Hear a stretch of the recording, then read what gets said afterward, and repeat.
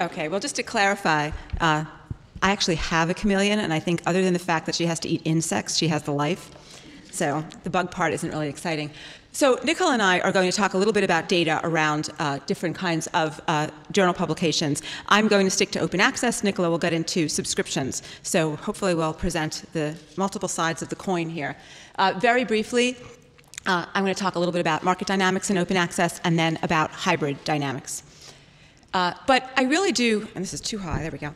I really do want to make the point, as we saw yesterday with David Sweeney, that you can look at data, we can all look at data, and we can interpret that data differently. So we're trying to stick to the data itself and leave a little bit less of the interpretation, or leave the interpretation to you. I've made some strides or some statements in some cases, but a lot of the times data can be described and really be perceived as different depending on your context. So we still need to think, we still need to draw conclusions.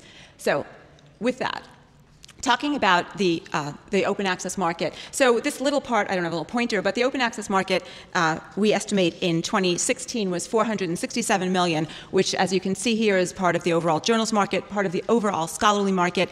Those numbers, by the way, we are responsible at the bottom for coming up with that estimate. The others are commonly used figures that we've grabbed from other places. We have seen, though, that it appears as though the revenue attributed to open access is growing by 15 to 20% a year.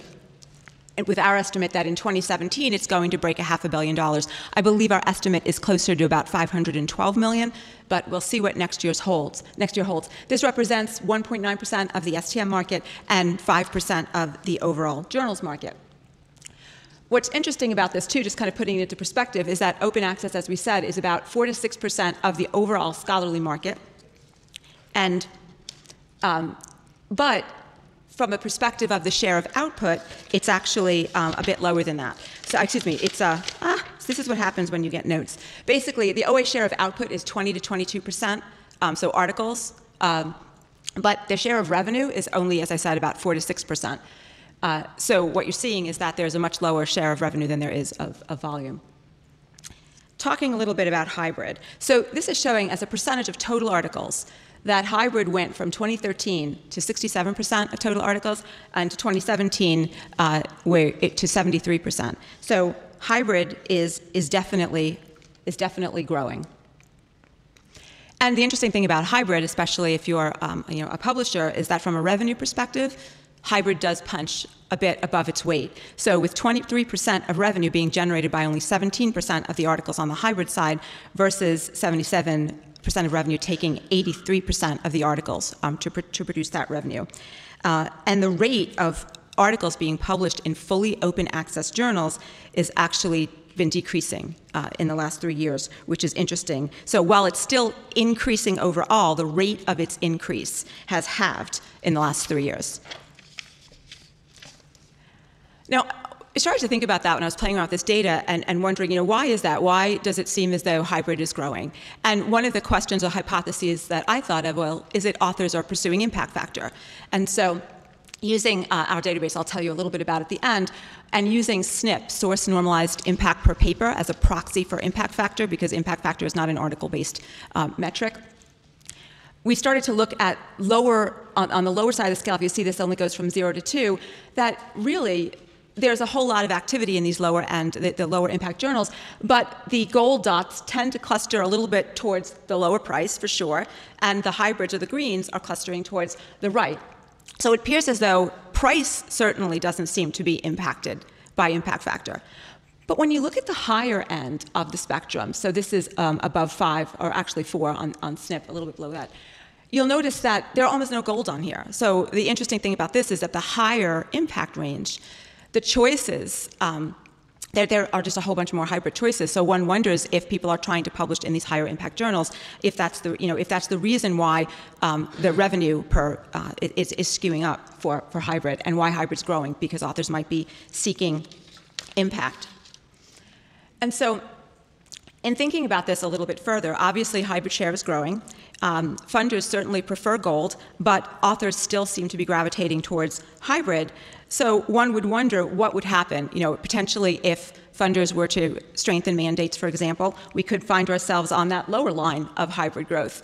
But without that, we could see ourselves even getting further and further into the hybrid mix. So the point, I guess, in general, is that hybrids are growing, and we're not really sure why.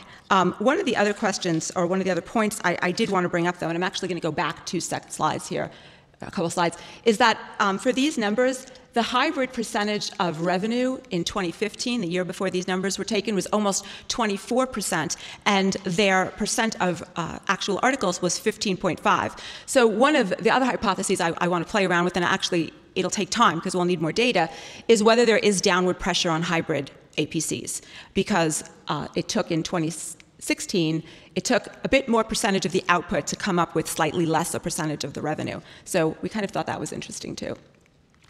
Some other general observations is that, again, we're not sure if this is because of a data lag in some of the major indices, or if it's because perhaps, as people have spoke about, there's not always reliable and consistent metadata, but it appears as though the growth rate of total scholarly output is slowing, with it slowing about a percentage point between the 2014 and the 2016 data, something to watch that we found interesting. And again, just some additional observations. The commercialization of OA is continuing, hybrid is definitely growing, and the rate of increase of open access articles published in fully OA journals has halved in the last 3 years.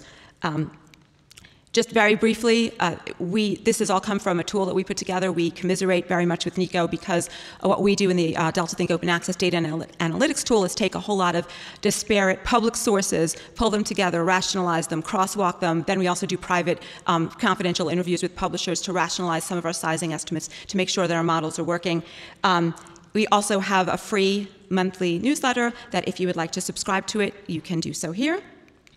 And I hope, Arnaud, I have made up some time. This is us, and thank you very much.